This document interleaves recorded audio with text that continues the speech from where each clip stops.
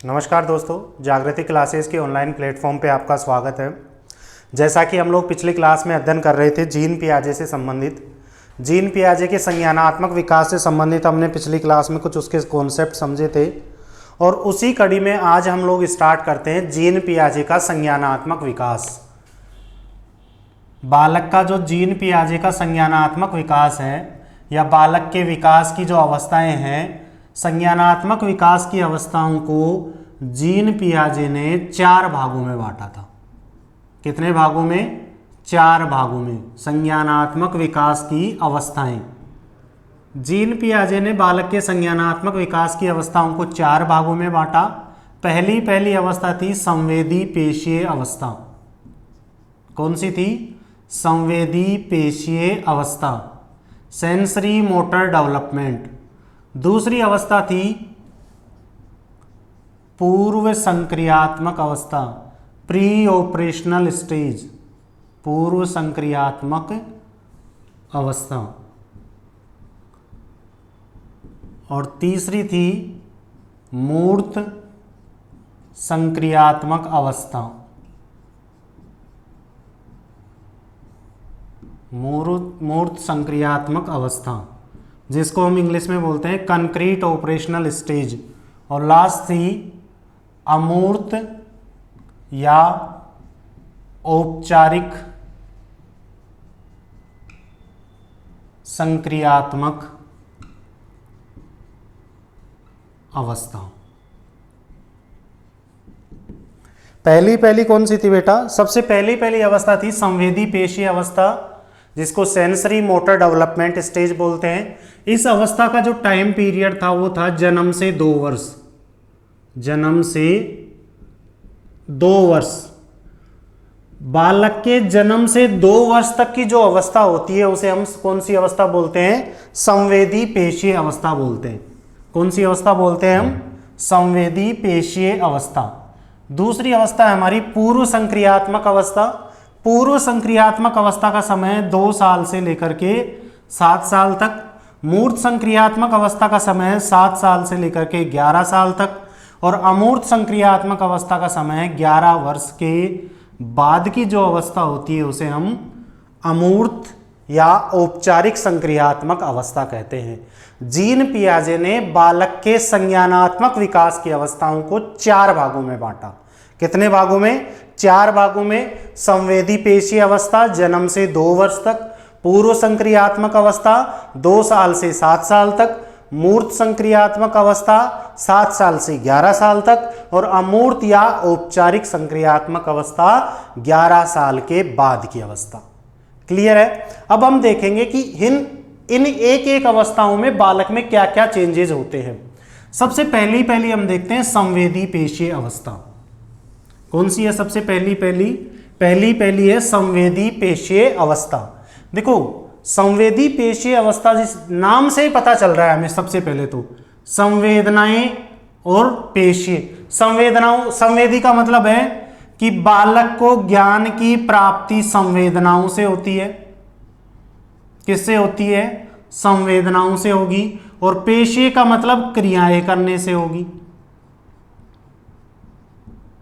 पेशीय का मतलब क्या हो गया? क्रियाएं करने से। तो बालक को जो ज्ञान की प्राप्ति होगी, ज्ञान की प्राप्ति संवेदनाओं व क्रियाओं के माध्यम से होगी। संवेदनाओं व क्रियाओं के माध्यम से होगी। सभी बालक की जो क्रियाएं होती हैं वो सहज क्रियाएं होती हैं। कैसी क्रियाएं होती हैं? सहज क्रियाएं होती हैं। बालक आवाज व प्रकाश से क्रियाएं करता है। आवाज व प्रकाश से क्रियाएं करना।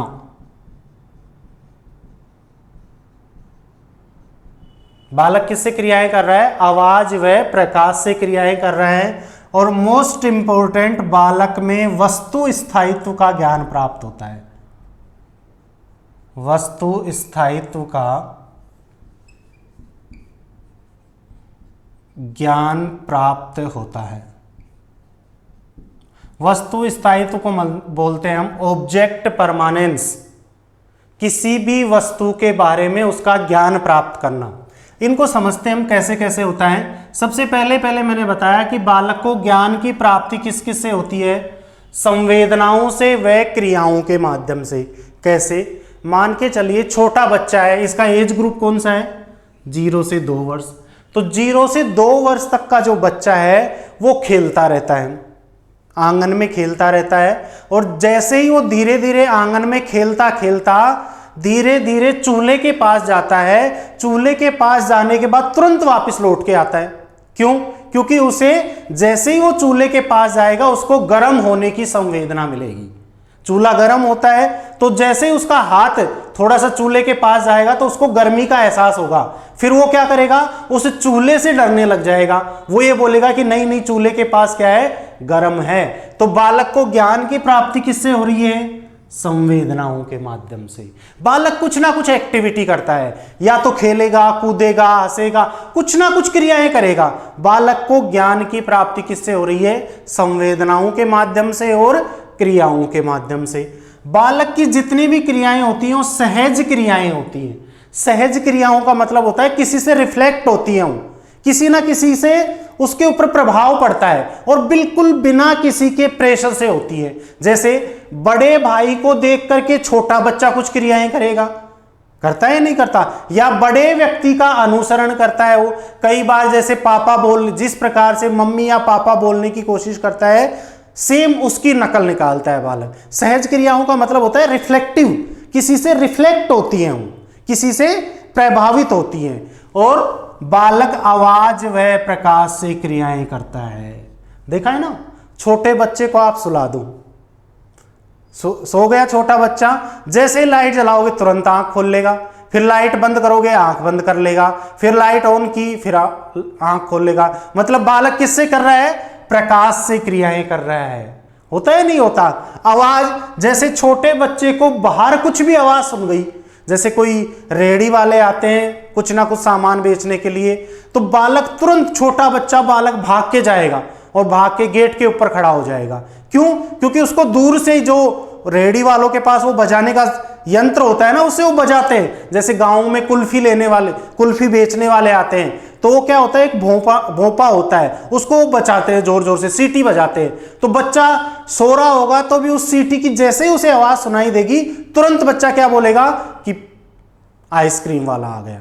मतलब बालक किससे क्रियाएं कर रहा है, बालक आवाज से व प्रकाश से क्रियाएं कर रहा है। और मोस्ट इंपॉर्टेंट, बालक में वस्तु स्थायित्व का ज्ञान प्राप्त होता है। अब ये वस्तु स्थायित्व क्या होता है, वस्तु स्थायित्व का मतलब होता है वस्तु के ना होने पर भी, वस्तु के ना होने पर भी उसका आभास होना, उसका आभास होना। कोई वस्तु है नहीं परंतु फिर भी बच्चे को ऐसा लगता है कि वह वस्तु यही है। जैसे कई बार छोटा बच्चा किसी ऐसी नुकीली वस्तु को ले लेता है, जैसे चाकू हाथ में ले लिया, तो हमें पता है कि इस चाकू से बच्चे को नुकसान हो सकता है, परंतु बच्चा उस चाकू को छोड़ने की जिद नहीं कर रहा। तो हम क्या करते हैं, थोड़ा सा उससे प्यार से वो चाकू लेकर के और ये बोलते हैं वो चिड़िया ले गई, और ऐसे छुपा लेते हैं। करते नहीं करते? तो बालक देखता है 2 मिनट तो इधर कि चिड़िया ले गई, फिर वो कहेगा नहीं चिड़िया नहीं ले गई, आपके इस हाथ में हाथ दिखाओ। फिर हम क्या करते हैं, हाथ दिखाते हैं, ये रहा देख लो। फिर दूसरा हाथ दिखाते हैं, ये रहा। दोनों हाथों में नहीं दिखती, हम क्या करते हैं, चुपके से उसको नीचे डाल के पैरों के नीचे दबा लेते हैं। फिर बालक क्या करेगा, हमारे चारों तरफ घूमेगा। उसको ये तो पता है वस्तु है, वस्तु को चिड़िया नहीं लेके गई, परंतु उसे वह वस्तु दिखाई नहीं दे रही। उसे हम क्या बोलेंगे, वस्तु स्थायित्व का ज्ञान प्राप्त होता है। कि बालक को ये पता लग जाता है कि ये जो ऐसे कह रहे हैं ना कि चिड़िया ले गई, चिड़िया नहीं ले गई, ये मुझे पागल बना रहे हैं, वस्तु यहीं पे है परंतु मुझे दिखाई नहीं दे रही। तो संवेदी पेशीय अवस्था में बालक में मुख्य रूप से 4 क्रियाएं होती हैं। कौन कौन सी? ज्ञान की प्राप्ति संवेदनाओं व क्रियाओं से होगी, बालक सहज क्रियाएं करेगा, बालक आवाज व प्रकाश से क्रियाएं करेगा, और बालक को वस्तु स्थायित्व का ज्ञान प्राप्त होगा। क्लियर है? तो पहली अवस्था कौन सी होगी हमारी, संवेदी पेशीय अवस्था। यहां तक समझ में आया। अब दूसरी हमारी जो अवस्था आती है उस अवस्था का नाम है पूर्व संक्रियात्मक अवस्था। दूसरी कौन सी अवस्था है? पूर्व संक्रियात्मक अवस्था। पूर्व संक्रियात्मक अवस्था, प्री ऑपरेशनल स्टेज। पूर्व संक्रियात्मक अवस्था का समय क्या बताया था मैंने बेटा आपको? 2 साल से लेकर के 7 साल तक। पूर्व संक्रियात्मक अवस्था को 2 भागों में बांटा गया है। कितने भागों में? 2 भागों में। पहली को हम बोलते हैं प्राक संप्रत्ययात्मक अवस्था। प्राक संप्रत्ययात्मक अवस्था, प्री कॉन्सेप्चुअल स्टेज। कॉन्सेप्ट मतलब उसके बारे में कॉन्सेप्ट बनाता है बालक, प्राक संप्रत्ययात्मक अवस्था। और दूसरी होती है अंतर्दर्शी, इंट्यूशन, अंतर्दर्शी अवस्था। जो प्राक संप्रत्ययात्मक अवस्था है इसका समय होता है 2 साल से 4 साल तक का, और अंतर्दर्शी अवस्था का समय होता है 4 साल से 7 साल तक का। क्लियर है? प्राक संप्रत्ययात्मक अवस्था में बालक में 2 तत्वों का उदय होता है। कितने तत्वों का? 2 तत्वों का उदय होता है बालक में। सबसे पहला जो तत्व उदय होता है वो होता है जीववाद, एनिज्म, जीववाद। और दूसरा होता है अहम केंद्रितता या आत्म केंद्रितता। अहम केंद्रितता या आत्म केंद्रितता।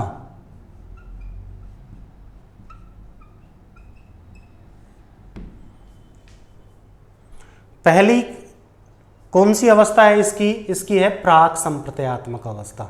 2 साल से 4 साल तक का इसका एज ग्रुप है, जिसमें बालक में 2 तत्वों का उदय होता है, जीववाद व अहम केंद्रितता या आत्म केंद्रितता। जीववाद को हम इंग्लिश में बोलते हैं एनिज्म, और इसको हम बोलते हैं ईगोसेंट्रिज्म। जीववाद का सिंपल सा मतलब होता है कि बालक सभी वस्तुओं को, किसको? सभी वस्तुओं को। सभी वस्तुओं का मतलब है इसके अंतर्गत सभी वस्तुएं आती हैं, सजीव भी और निर्जीव भी। जो जो चीज वो देख रहा है, सभी वस्तुएं, सजीव वस्तु भी और निर्जीव वस्तुएं भी, सभी वस्तुओं को सजीव मानता है। क्या मानता है? सजीव मानता है। निर्जीव वस्तुओं को भी वो क्या मानेगा? सजीव मानेगा। जैसे कई बार बालक ऐसा होता है, जैसे हम बालक के पास डोल है, गुड़िया है, और वह उस गुड़िया से बड़ा प्रेम करता है, जो खिलौना होता है। हम बालक को ये बोले कि बेटा आज घर में अच्छा पकवान बना है, आप खाना खा लो, आज घर में कुछ त्योहार है और घर में कुछ अच्छा बना है। तो बालक क्या करता है? वो कहता है ठीक है मम्मा, मुझे मेरी प्लेट दे दो, मैं मेरी गुड़िया को भी खिलाऊंगा, मैं मेरी डोल को भी खिलाऊंगा, आज अच्छी चीज बनी है। वो गुड़िया के पास जाता है और चम्मच से उसको मुंह में डालने की कोशिश करता है। करता है नहीं करता? बार बार वो चम्मच लेके गुड़िया के मुंह में डालता है। क्यों? उसे पता है कि अब ये जो गुड़िया है ये मेरा खिलौना है। उसे ये नहीं पता होता है कि ये सजीव है या निर्जीव है, परंतु वो सभी चीजों को क्या मानता है? सजीव मानता है कि हाँ, जैसे मैं खाना खा रहा हूं, मेरी गुड़िया को भी भूख लगती होगी, इसे भी प्यास लगती होगी, तो वो पानी पिलाने की भी कोशिश करता है और उसे खाना खिलाने की भी कोशिश करता है। क्यों? क्योंकि सभी वस्तुओं को क्या मान रहा है? वो सजीव मानता है। सभी वस्तुओं को सजीव मानता है। कई बार क्या होता है, जैसे बच्चा चलते चलते एकदम से दीवार के ठोकर खाता है, फिर वो मम्मी को आके बोलता है कि मम्मा मुझे दीवार ने मारा। फिर मम्मा क्या कहती है कि ठीक है बेटा, आप भी कुछ ना कुछ लेके जाओ और दीवार को मारो। तो वो कुछ ना कुछ वस्तु लेके आता है, कुछ ना कुछ लकड़ी लेके आता है और दीवार के मारने की कोशिश करता है। वो कहता है कि तूने मुझे मारा, मैं तुझे मार रहा हूं। इसका मतलब क्या हुआ कि बालक सभी वस्तुओं को सजीव मानता है। कई बार क्या होता है, जैसे बारिश आ गई एकदम से, तो बारिश आते ही छोटा जो बच्चा होता है वो जितने भी चीजें होती हैं उन सबको घर के अंदर ले जाने की कोशिश करता है। जैसे साइकिल को, जैसे कई बार चप्पलें बाहर रखी हुई होती हैं, उनको उठा करके अंदर ले जाता है, वो कहता है कि चप्पलें भीग जाएंगी। इसका मतलब क्या हुआ कि सभी वस्तुओं को क्या मान रहा है, वो सजीव मान रहा है। क्लियर है, हाँ या ना? समझ में आया? तो सभी वस्तुओं को सजीव मानना।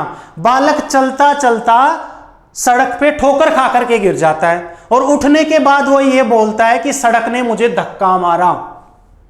सड़क ने मुझे क्या मारा? धक्का मारा। क्यों? क्योंकि सड़क को क्या समझ रहा है, वो निर्जीव वस्तु को भी सजीव समझ रहा है। इसको हम क्या कहेंगे? जीववाद। और दूसरा बालक में कौन सा होता है? अहम केंद्रितता या आत्म केंद्रितता। सभी वस्तुओं का केंद्र बिंदु स्वयं को मानता है। क्या मानता है? केंद्र बिंदु स्वयं को मानता है।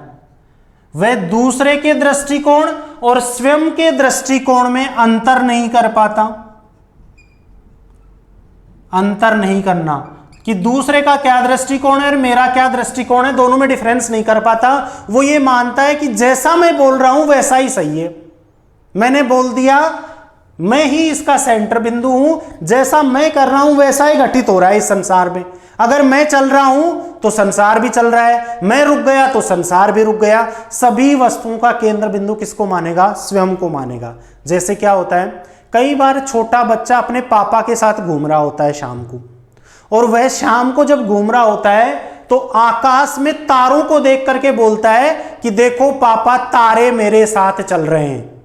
फिर वो थोड़ा सा चलता है, फिर तारे चलेंगे, फिर बोलेगा देखो पापा मैं रुक गया, तारे रुक गए। मतलब सभी बिंदुओं का, सभी चीजों का केंद्र बिंदु किसको मान रहा है? स्वयं को मान रहा है। जैसा खुद कर रहा है वैसा ही संसार में घटित हो रहा है। दूसरे के दृष्टिकोण और स्वयं के दृष्टिकोण में वो डिफरेंस नहीं कर पा रहा है। इसे हम क्या बोलेंगे? अहम केंद्रितता। क्लियर है, हाँ या ना? कई बार हम लोग बैठे रहते हैं हमारी ट्रेन में और पास वाली ट्रेन चलती है, तो हम क्या सोचते हैं कि हमारी ट्रेन चल गई। क्यों? क्योंकि हम दूसरे के दृष्टिकोण और दूसरे स्वयं के दृष्टिकोण में हम लोग अंतर नहीं कर पा रहे। इसे हम क्या कहते हैं? अहम केंद्रितता या आत्म केंद्रितता। क्लियर है? तो प्राक संप्रत्ययात्मक अवस्था में दो तत्वों का उदय, जीववाद व अहम केंद्रितता। जीववाद का मतलब सभी वस्तुओं को सजीव मानना, अहम केंद्रितता का मतलब सभी वस्तुओं का, सभी क्रियाकलापों का केंद्र बिंदु स्वयं को मानना, दूसरे के दृष्टिकोण और स्वयं के दृष्टिकोण में अंतर नहीं कर पाना। क्लियर है? दूसरी अवस्था आती है अंतर्दर्शी अवस्था।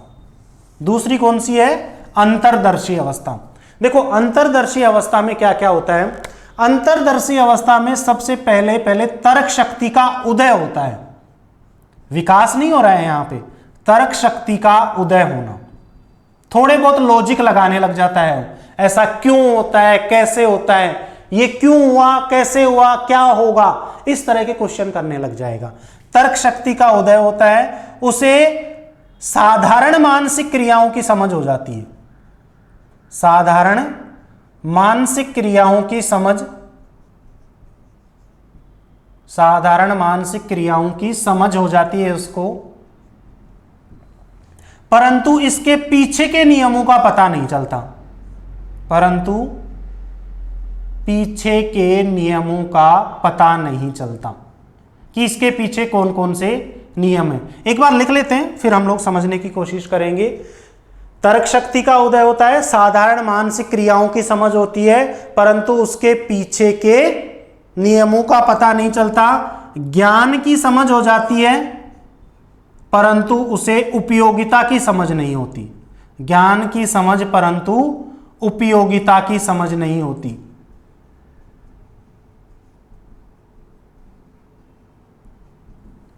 बालक के जितने भी खेल होंगे वो सामाजिक अधिक होंगे इस अवस्था में, सामाजिक खेल अधिक।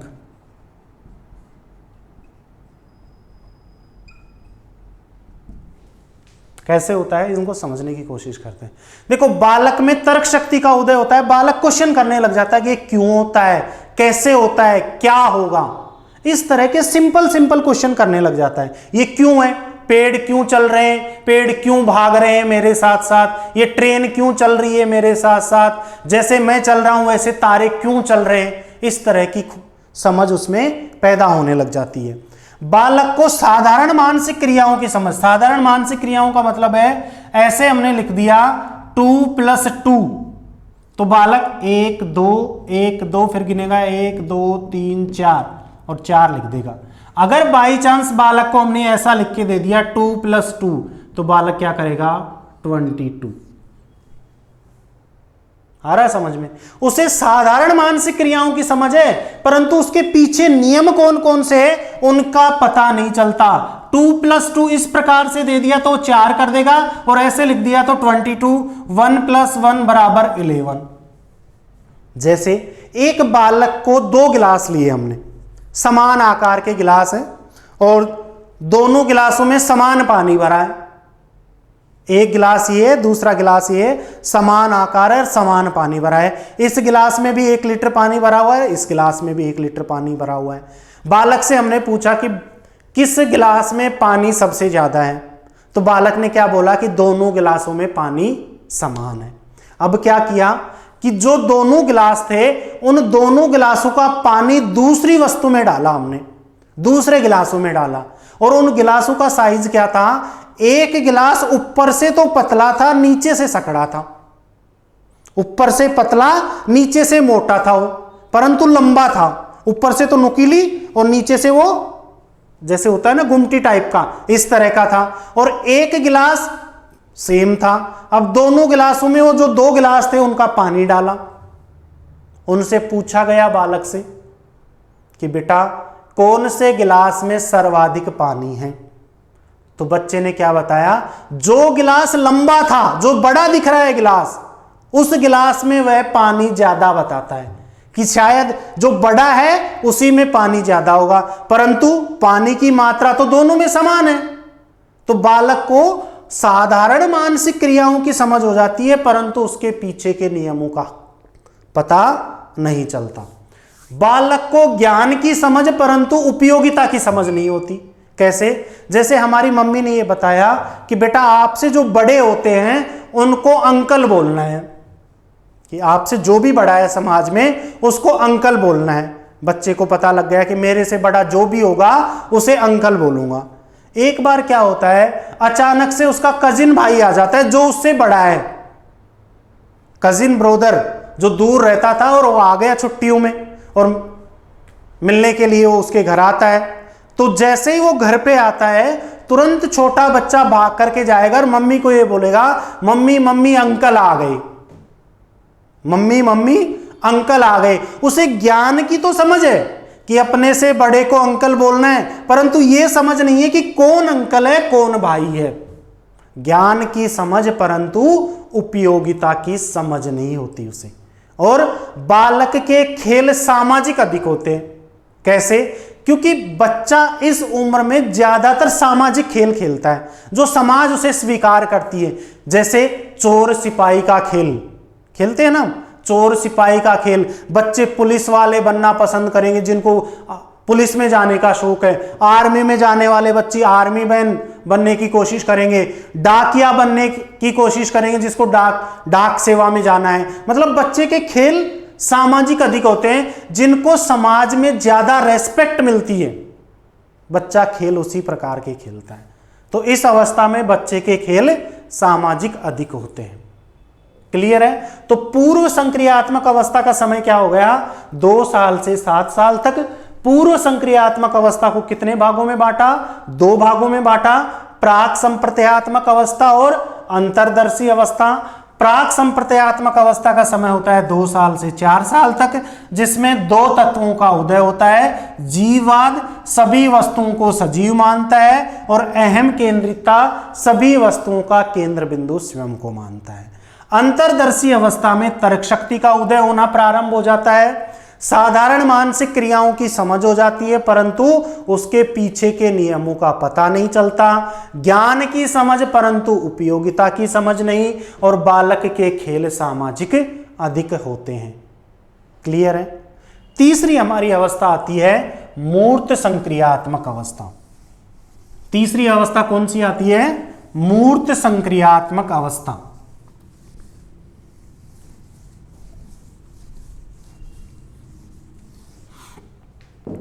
मूर्त संक्रियात्मक अवस्था। मूर्त संक्रियात्मक अवस्था। मूर्त संक्रियात्मक अवस्था का समय क्या बताया था मैंने? 7 साल से 11 साल तक, 7 वर्ष से 11 वर्ष तक। 7 साल से 11 साल तक की जो एज होती है उसे हम कहते हैं मूर्त संक्रियात्मक अवस्था। इसमें बालक में क्या क्या चेंज होंगे? बालक में तार्किकता आ जाती है। पहली बात तो तार्किकता आ जाती है, उसमें तार्किकता का उदय हो रहा था, तर्क शक्ति का उदय हुआ था उस अवस्था में। इसमें तार्किकता आ जाएगी बालक में, मतलब उसका विकास होना प्रारंभ हो जाएगा, उसका विकसित हो जाएगी, लगभग लगभग, पूर्ण नहीं होगी, लगभग लगभग विकसित हो जाएगी इस अवस्था में। बालक में तार्किकता आ जाती है और बालक के मन में 3 तत्वों का उदय होता है, 3 तत्वों की समझ। कौन कौन से तत्व हैं वो मैंने आपको जब जीन पियाजे के संज्ञानात्मक विकास से संबंधित कुछ संप्रत्यय बताए थे पार्ट फर्स्ट में, उनको एक बार आप देखना, अगर नहीं देखे हैं तो, तब ये समझ में आएंगे कि कौन कौन से तत्वों की उसे समझ होती है। सबसे पहला है पहला वर्गीकरण, क्लासिफिकेशन। दूसरा संरक्षण, कंजर्वेशन। और तीसरा वर्गीकरण, संरक्षण और संबंधन, एफिलेशन।